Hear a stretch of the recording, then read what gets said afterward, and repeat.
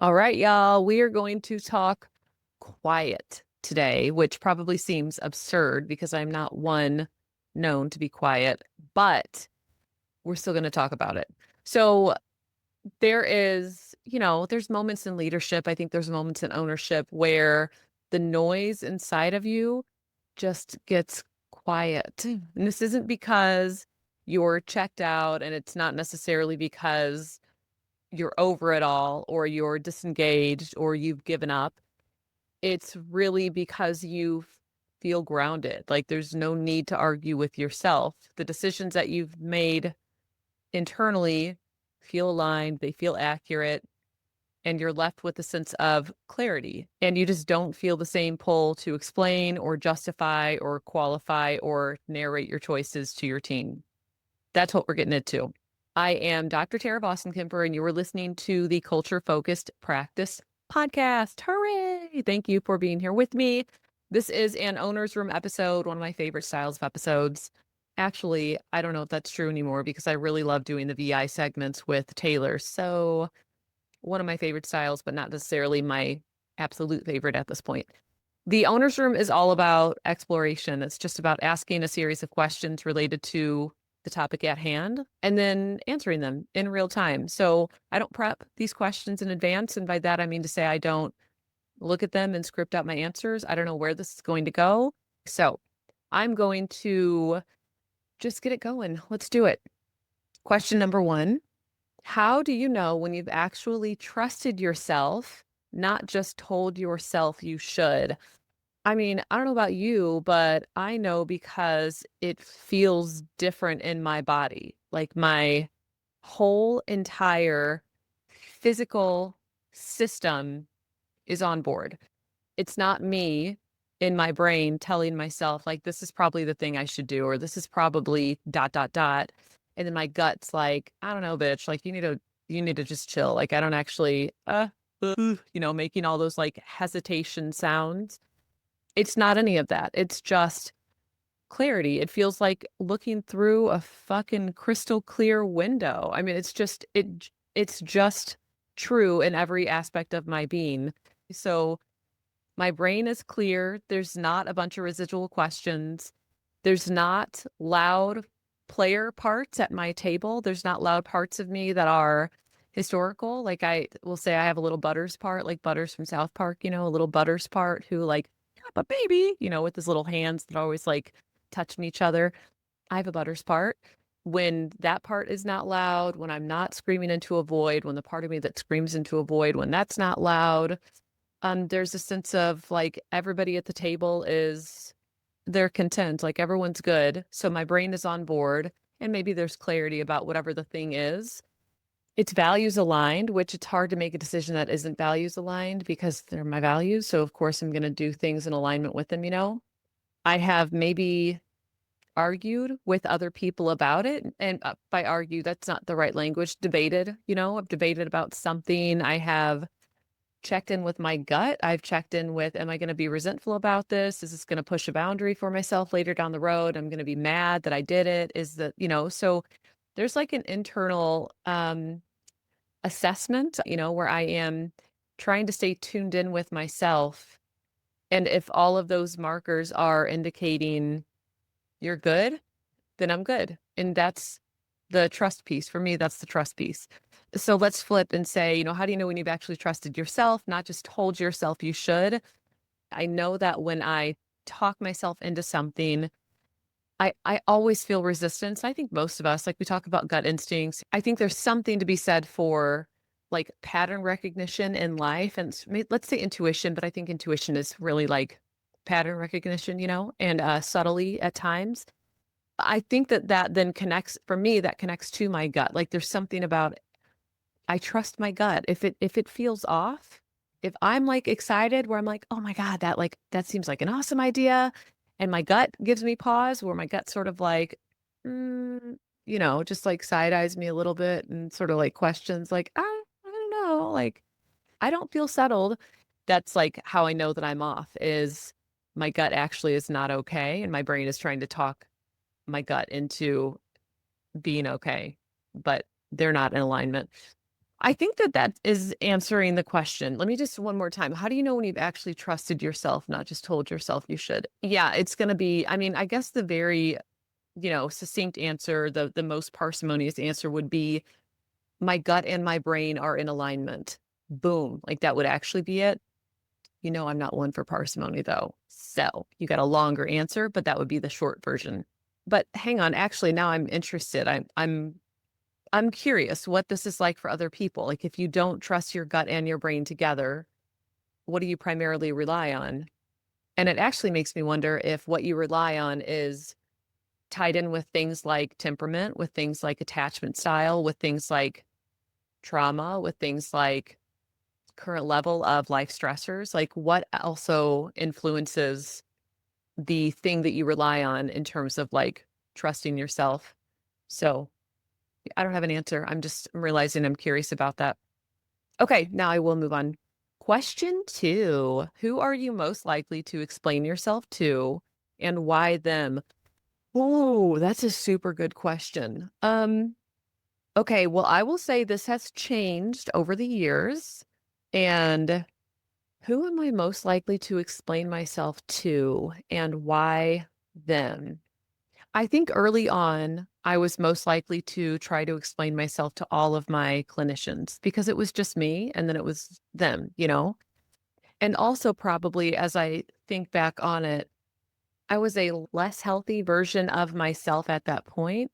And so I think I also fell into the habit of explaining myself to people who were probably activating in some kind of like key ways. So that would have been a long time ago. And let's say like a year and a half ago, 2 years ago, maybe, who was I most likely to explain myself to at that point? Probably leadership and doing it in a way where I am not seeking approval. I don't think that's the right language, but where I'm like anxious about sharing things with them. I will and I do because I can't keep some things like, I just transparency is a value, but it's also just a need that I have, like, not quite compulsion, but, like, I need you to know this thing if we're doing this together?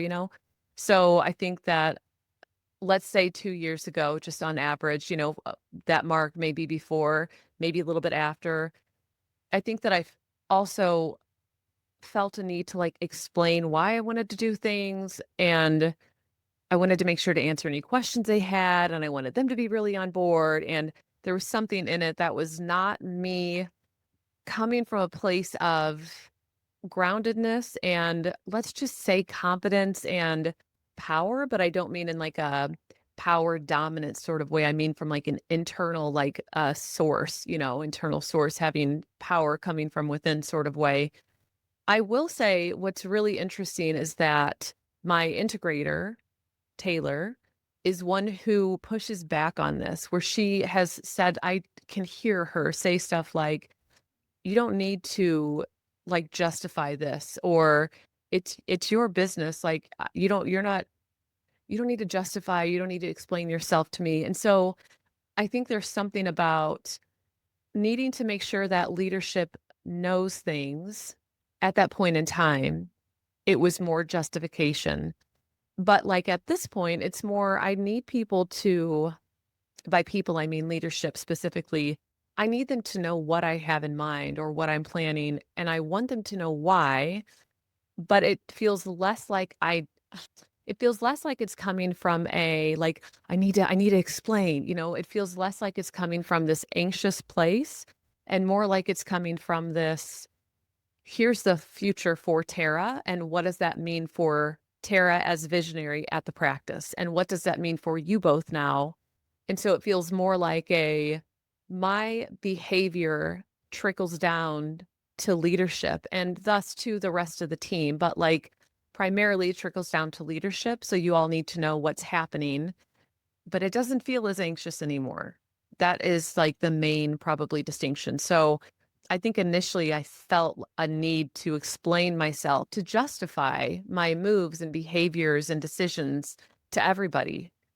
And then it shifted to like doing that with just leadership. And then it has shifted to Man, it's if it happens, it's rare at this point. I don't really feel that need anymore, which is relieving, honestly. I mean, it's nice to not feel this sort of like need to qualify the moves that I'm making or the decisions I'm making.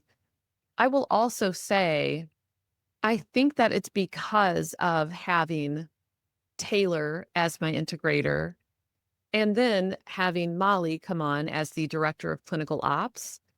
Having the right people in those seats has been a huge, maybe like pivotal piece to me not feeling the need to justify things.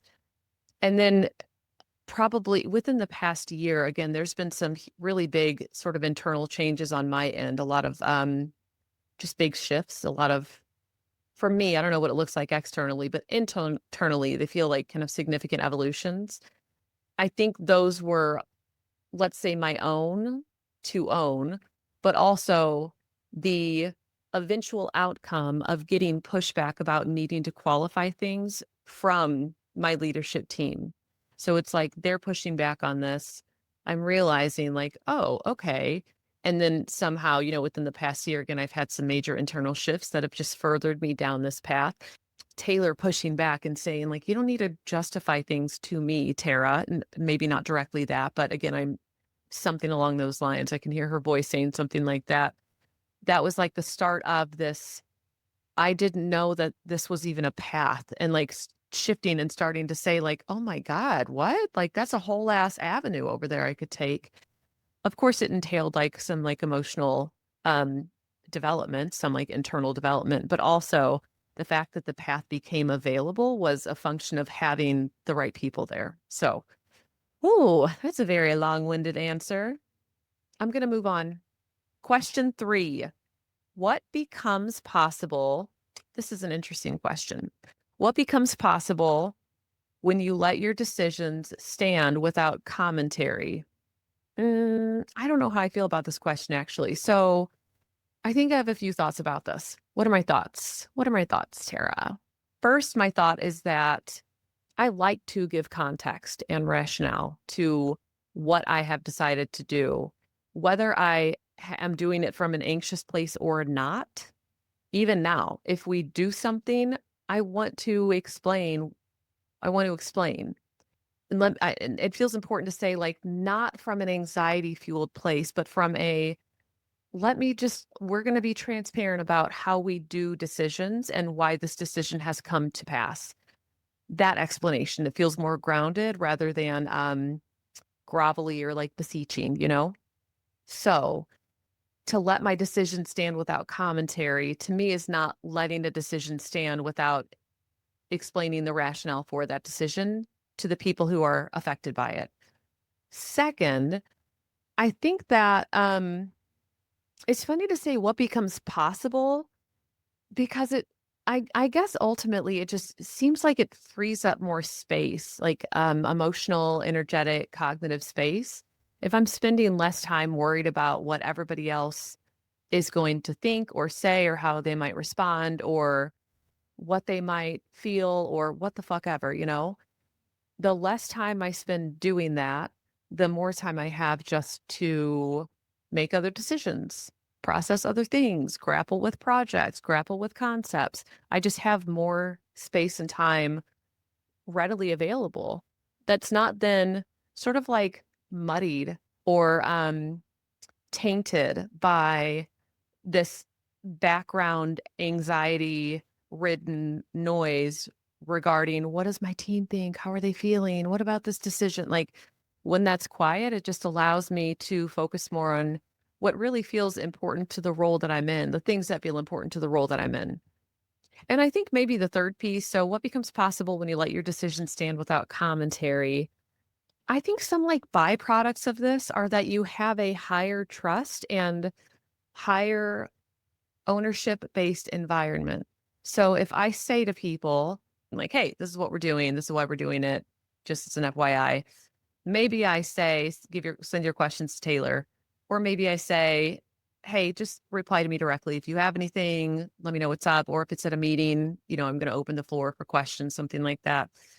when I'm doing that and I'm not spending a much of time, like, justifying or explaining or, coming at this from an anxiety again, like, this anxiety-fueled place of, like, "Well, we did it because of this, and we hope it's okay, and blah, blah, blah, blah," all of that. I love myself, but, like, that is shit I would do. So, let's say, like, that's set to the side. Again, I am basically saying, "Here's what we've done. Here's why we did it. Boom, like, this is it. If you have questions, let me know. If you have feedback, let us know." That to me is the trust piece. Like, this is now out here. If you have feedback or questions, I trust that you're going to speak up about them. So there's ownership on your part about whatever might be going on in response to the thing that was decided. And then there's trust kind of being thrown out there. I'm casting this net and saying, I trust you to speak up. Like, I want to hear from you. Trust me when I say that. And I do love hearing from my team. And also, I am saying that I'm trusting you to actually speak up when you have questions or need more clarity, or maybe just say like, fuck, I don't like this. Like, I need to like talk out loud about this decision a little bit. I think that's it for this question, honestly. I don't know if I have much more to add there. It's relieving. That's maybe the last piece is like, it's relieving not to have all the noise. Yeah, that's like a big outcome, side effect, something. I don't know what the right word is, but that's a big something that has happened as a result. And it's one of those things that it's hard to, like I talked about brain and body being in sync, or like my brain and my gut being in sync. That's one of those, like, cognitively, I could have understood it before it happened, but I would not have had an embodied sense. Like my gut sort of didn't know what it felt like. And it's relieving. It's like quiet space is really what it is. It's quiet, relief, peaceful, grounded, etc. So, moving on. Question 4. Oh, speaking of emotional energy, what does it cost you, energetically or emotionally, to keep translating yourself for others? Look, I'm going to be real fucking honest with you. This is my whole life is how this feels. Like, um, gosh, I kind of perpetually feel like I have to contain myself when I engage with other people for any number of reasons, honestly, whether or not like my brain works kind of fast. I feel like I kind of bob and weave when I talk. Like I might start here, but then I'm like sidestepping here, and then I'm going back here, but then I'm like leaping back over here. And then, so I'm like the way that I talk, I think, is um cannot be contained, except where I try to contain it. But the way that I talk is it feels, I'm not sure how it feels to others. I think it can feel overwhelming to others, but for me, it's like I'm sort of dancing around this entire thing, and then I'm coming back to whatever the point might be, and that's how I get my full view of something. Emotionally, I feel big. I feel things big. I love feelings. I feel them big. I'm comfortable in them. So I think also that I like to not only like cognitively, um, like dance around and grapple with things, but as I do that, there's like an equal emotional grappling that's happening. And I have found that most people like one or the other. I don't meet a lot of people who really like both. And so I'm saying this to say my whole life kind of feels like containment, self-containment, and like translating, or like, if I have like five valves open, I can only like let something come through one or two. And what does it cost me? I don't even know. It's just kind of constant. Like there's a constant sort of hmm, attempting to be aware of my impact on others, and then modifying what I'm doing based on how they are responding. That is sort of embedded in how I exist. So, you all, I think if you've listened to me talk at all, I talk about feedback being really valuable. This is a huge factor in why feedback is valuable, because I am immediately using feedback in real time, but also like kind of bigger picture to inform how I'm showing up, because I don't want to show up in a way that is so like overwhelming, or I can be a fucking bulldog, I could be a steamroller, like all of those things. Emotionally, I can be too much. Cognitively, I can be too much. Like, I don't want to be too much to the extent that somebody either feels thrust off a cliff with no parachute or they feel steamrolled. And so the feedback piece it's a constant source of echolocation. That's really how it feels. So what does it cost me to keep translating myself for others? I don't know. Like I said, I feel like it's kind of ingrained in me at this point. To me, the alternative is worse. Not being able to translate myself and then people shut down or they feel steamrolled. That is way worse than me having to figure out in what ways I need to contain myself within a conversation that I might be having with somebody. Ooh, so there's that. What I also will say, if I'm taking this like in an entirely separate direction, and I was just talking to my integrator about this. We just recorded an episode too, and this was one of the things from the episode was kind of talking about this, gosh, grappling with the concept and then having to translate that concept into written form. Fucking exhausting. That is super hard to do. Maybe it's hard for everybody. I'm in that same camp. That's really, really difficult for me to do. And I don't especially enjoy doing it. It's like a slow process. I have it in my head. Like I just want it plucked out, like Matrix style. Just, download this from my head, upload it there. Thanks, done. So that sort of specific translation from concept to like written form, geez, man, that is, I say a high cost. It's also high reward in terms of once I can do that, then I can appropriately, you know, um, pass ownership. I can give it to somebody else and they can run with it. So it's like a way of seeing things brought to life that removes me from it. But that initial translation, it's costly internally. It's really costly.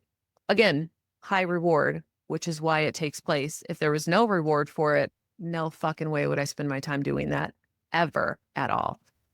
Okay, I'm going to keep going because I think I answered question 4 enough. Question 5. How do you sit with the discomfort of letting others have their own interpretations? Oh, I hate this question. I hate this question. I don't do this well. I don't do this well at all. Um, gosh, how do you sit with the discomfort of letting others have their own interpretations? Sometimes I do it with anger. Sometimes I do it with feeling slightly triggered. Sometimes I do it with support, like social support, maybe in the way of leadership or in the way of even if I like talk with my husband about it, sort of process this with him, or sometimes with other practice owners, group practice owners. Sometimes I do this via attempting to understand other people. So I might like pull up Hexaco scores and look and see, okay, well, if I'm coming across this way based on just kind of temperament stuff, how might this have landed? Why might their interpretation have been this instead of that? What I actively try not to do is attack somebody's character or I'm not going to say something like they're just lazy, they just don't care, they just don't want to understand. They just, that to me is a cop out. That's a cop out answer. That's not fair and it removes any other like possibilities to be true. It just writes off a person. And if I do that, then I'm not assessing anything else. Sometimes I also like sitting with that discomfort piece of letting others have their own interpretations. Sometimes I'll do it via assessing how I delivered information. And so, what did I say? What did I emphasize? How did it land? What was clear? What was unclear? I'm basically trying to figure out how did that happen? Like, how did it happen that their interpretation was Z and my presentation was supposed to be ABC? Like, what the fuck? Especially when there's really big differences. Sometimes I try to understand the other person, not just from a temperament-based perspective, but also like what's going on in their life and in their own life. Is there something heavy that they're sitting with? It's hard for them to be fully present. My attempt again is not to dismiss the person. It's not to do that. It's just to seek to understand like what could have created this difference in intention and interpretation. What I will also say, sometimes, especially if this happens consistently, it might be that it's not the right person for your group. So if I'm consistently presenting information in myriad ways, as many ways as possible, and slash or with as much clarity, I've checked with others, I've processed, I've done this. Nobody else seems to have misunderstanding, about what I'm saying and like their interpretation of it is relatively accurate. It might be a people related issue and like a right person for the group related to culture, maybe related to the role, but I'm not going to jump there immediately. Like that's not going to be my first stop along the way. So I think that how do I sit with the discomfort? Um, Again, I say not well. Like I don't like that feeling. I don't like that experience. And I think anytime I probably most times where I feel uncomfortable, I'm trying to like, ugh, gosh, I don't want to say solve the problem, but I am trying to figure out, well, what could have gone wrong here or what could have gone better because I don't like that discomfort and I can't control every aspect of how anybody interprets anything, but have I done my due diligence with regard to how I present information, what I'm saying, how I'm coming across? Have I done everything on my end that I can to be super clear? And that's honestly like the act of asking all of these questions and like turning over the stones, like, okay, well, is it this? Could it be this? Could it be this? That's how that's actually how I sit with discomfort is I turn it into a um I don't want to say problem to solve, but like I turn it into almost like a fact-finding mission. Like, okay, what went wrong? Like, what went wrong? What could have gone differently? What did I miss maybe? And sometimes, if it is temperament-based, here's what I will say. The more that I learn about the people around me, when something happens like this, and I have a sense for who they are, it kinda helps me understand how things might come across in the future.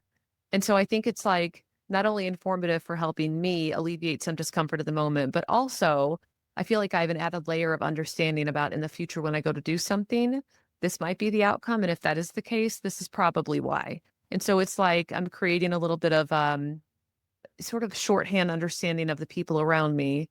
Again, without attempting to be dismissive and without attempting to character assault or be contemptuous of them, it's like I'm building up like a file system for this person in a way to seek to understand them better. So, yeah, it's funny thinking about discomfort. I say I don't do it well. I don't. I hate when this happens. And I don't think I realized that until right now, like talking out loud. My sitting with discomfort is actually me seeking to understand how I got to this place in the first place, trying to solve it so that probably it doesn't happen as much in the future? Okay, final question. What shifts in your leadership when you stop managing reactions in advance? Oh gosh. What shifts in your leadership when you stop managing reactions in advance? Okay, one point of clarity and then maybe a thought. I think there is being tuned in with the people around you to such an extent that you're trying to be mindful of how they might feel when you go to implement something or change something or make a decision or, what have you. And then I think when that's left unchecked and it's more in the camp of emotional caretaking, which is my own historical tendency, thank you very much. That is where we get into trying to manage reactions in advance of them actually happening. I have done that. Have done a lot of emotional caretaking. It's very old song and dance. Know it very well. Feel it very acutely. And I still feel a sense of responsibility to be relatively tuned in with the emotional state, broadly speaking, of the people at the group. And when we go to implement something, I am going to speak to some probable feeling responses in advance. That to me is different. This feels like nuance. And so it might come across like, well, that's emotional caretaking. Cool. I understand why you might think that, but it doesn't feel like it on the inside. It feels like y'all might have some feelings. I'm aware of this, and I'm gonna quickly like process that or quickly address that. If it was more emotional caretaking, it would feel like an attempt to squelch the feelings and trying really hard to ensure that they didn't have them in advance of it happening. From this, addressing things in advance, it's not attempting to manage their reaction. It's an attempt to let them know that I see you. I see where you might be coming from. I understand if you feel this way. And then letting them have the reaction. It's fine if you feel this way. I'm just noting that it might happen. And if it does, it's okay. Conversely, again, like the managing reaction piece or the emotional caretaking is what I would also say is trying to make sure everybody feels better.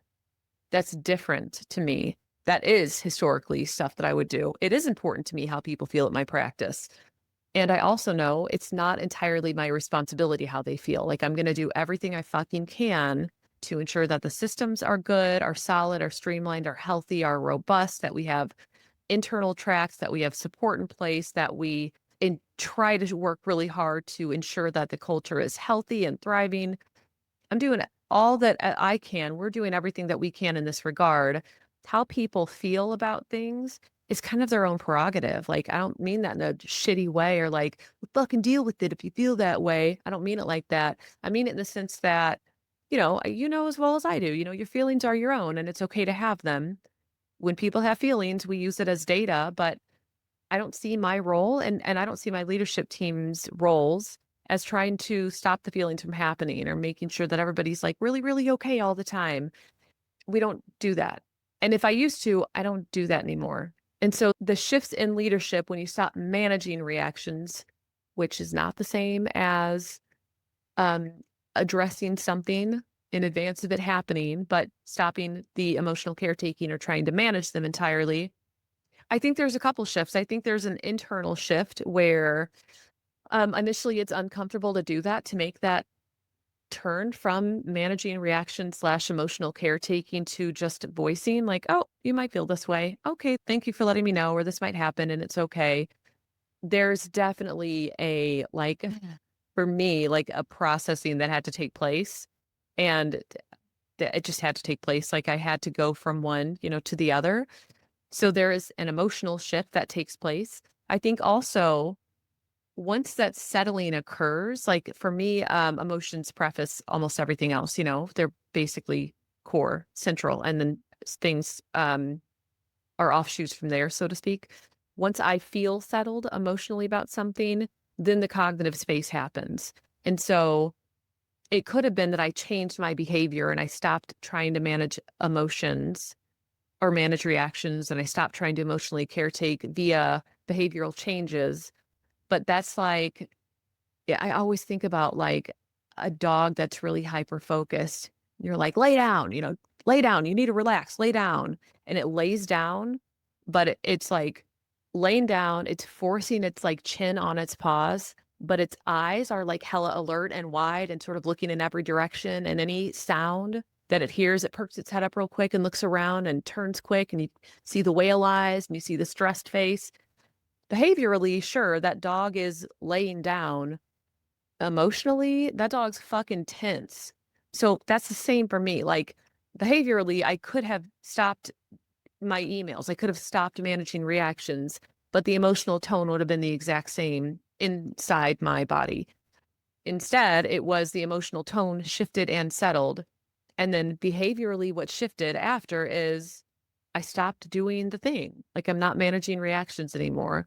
I'm not qualifying shit the same way. I'm not emotionally caretaking like how I was.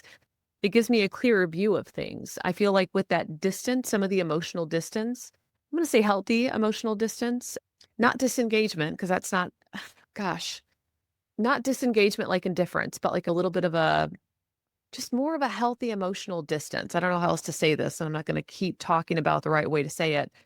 All of that helps me to be more present in a larger view sort of way and to see things more clearly.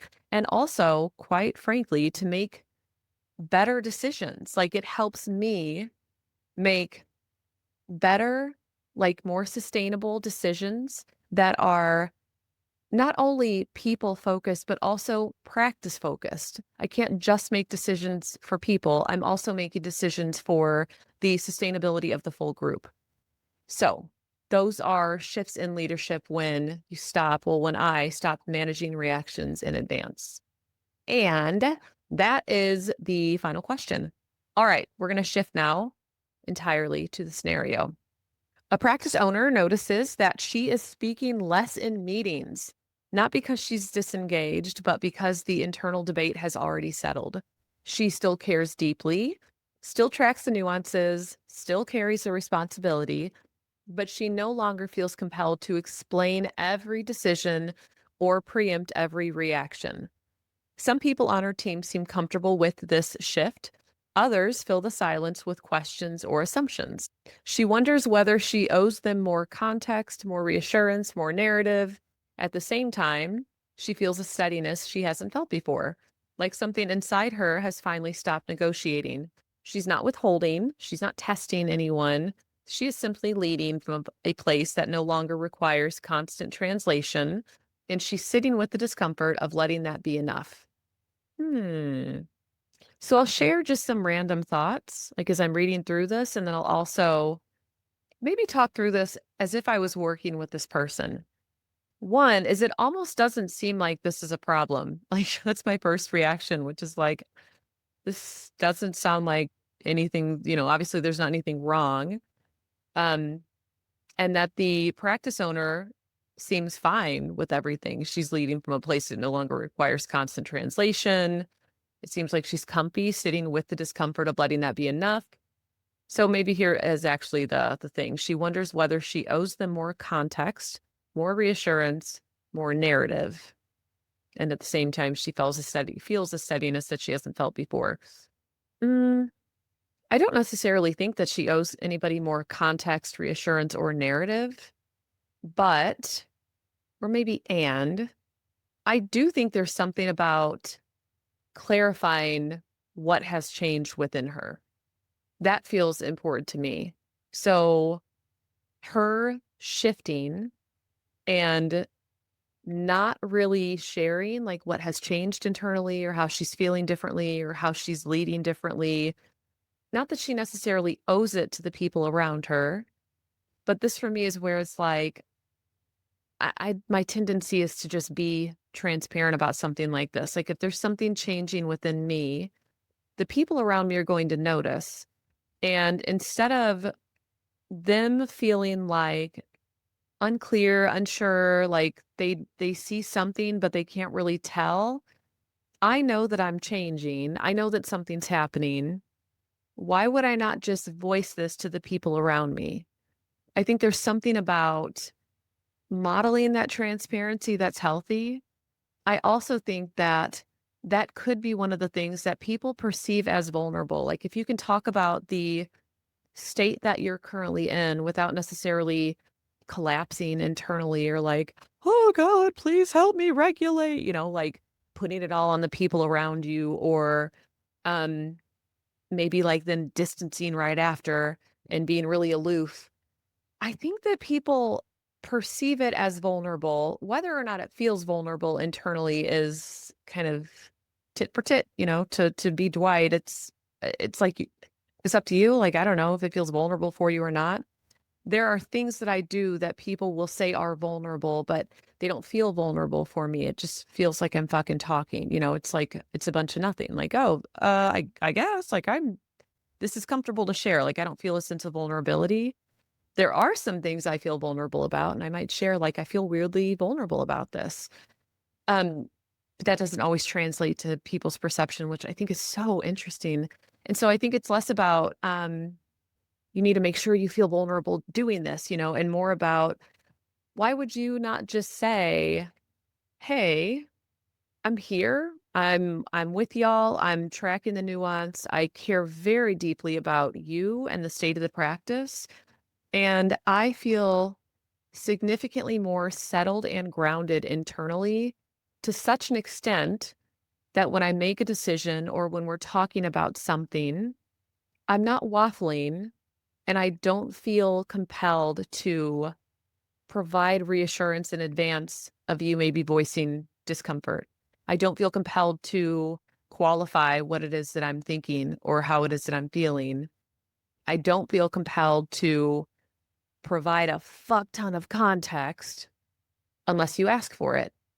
So if you're needing something more, ask for what you need directly and I can speak to it, but I will not be showing up in the way that I have been. Maybe it's just that, like, maybe just saying something to that effect. And even that potentially, like you're listening and you're like, Tara, that's like reassurance. You're offering reassurance. I, maybe like, I guess I could be. My thought is, I think I just have a core assumption as a leader that I should be transparent to a certain extent with my team. That feels fair to me. It feels like if I'm doing something that's impacting all of the people around me, I do owe them some explanation about what is happening. I don't owe them justification. I don't need to explain all of the context unless I want to. I don't need to reassure them constantly that everything's okay. It's okay. We're good. I'm okay. I don't need to do any of that.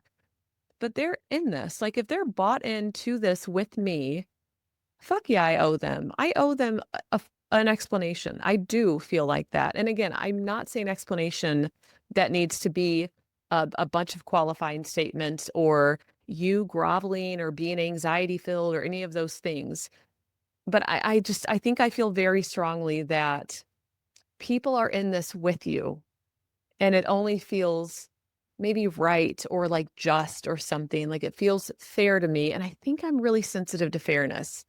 I don't know if that's my son is the same way, and I see it in him, and I'm like, "Oh, I get that. I get it." My husband's like, I don't really get it." And I'm like, yeah, duh, it's fair, you know?" So I think that I might be sensitive to, like, to fairness across the board. I want to do right by my people, and if they are, like, unsure and questioning and they're, maybe again, some people on the team seem comfortable with the shift and others fill the silence with questions or assumptions. I'm just gonna fucking voice what's happening. I'm just gonna say, "Yep, things have changed within me. Things are not the same." Every fucking time I say something has changed within me, that's the next line that comes into my head. And then I might like explain a little bit, not to justify, not to qualify, just to share with them what's happening.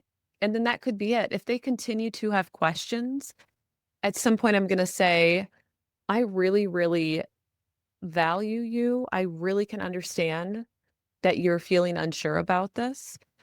I have answered all of the questions that I feel comfortable answering, and I don't really have anything more to add. So I think what needs to happen is that you're going to have to be in this with me to get a feel for if it's safe and comfortable and trustworthy for you. And then that's it. Like at some point, you can also back out and say, oh, yeah, no, I'm not going to keep answering questions. I'm good. And then put it back on the person to say, looks like we're gonna have to live this out together for you to be able to get a sense for if you wanna do it or not anymore. And not as a threat, not I don't mean that as a threat at all. I mean sincerely, like, to have a lived experience and feel like, get a feel for if this is the right place still with the leadership in the way that I am showing up as a leader. The only other thought that I have is this feels like the, alignment versus, like, habitual behaviors. What I will say is I have felt a leveling up in my own leadership and like evolution as a person. And we don't need to talk about why, but let's just say within the past year, I've really noticed, and I've let go of a lot of shit over the past few months in particular.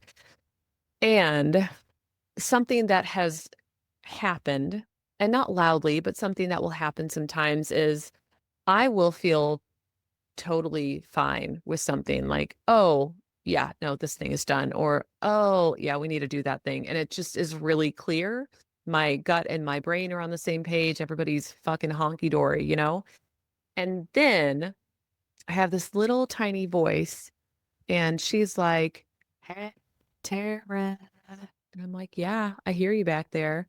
She basically says, "You used to always give context. Maybe you should give more. Maybe you should give more reassurance. Are you sure that's enough, nerd?" She basically starts to like ask, "Hey, is that enough? Are you sure?" Do you really want to stop there? But it almost feels like force of habit than it does from my own grounded state. And so that is something that, of course, it's like a fucking duh that's going to happen, but that's something that I've realized like, oh, I'm kind of contending with this lately.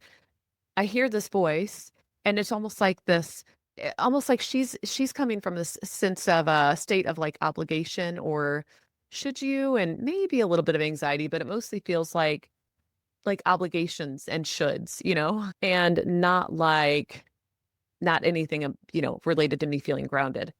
I probably sound like I'm nuts sometimes from like my body and my brain, and they're all talking, and there's this part, and there's an internal table. It's just the way my brain works, y'all. You're gonna have to deal with it. Or don't. You don't have to fucking listen if you don't deal with it. You have to. No, you don't. You can do what you want. That's funny. Um, I think that's it. I think that really is it for the day. I always hope that this is helpful. I really value time. And so it means a lot that you spend some with me. So I want to say thank you for being here with me. I want to say make sure you subscribe to the podcast so that you get new episode notifications and also just makes it easier to find and listen to old episodes. And share this episode with someone who you think needs it. That's always my biggest ask. Give this to somebody else who you think might benefit from the message. Second thing, everything I'm doing now is through my email list. You have to get on the list because that's the only place you're going to hear about anything. So that link is going to be in the show notes if you want to join. Boom, baby. That's it. Thank you again for being here with me, and I will see you on the next episode. Okay? Bye.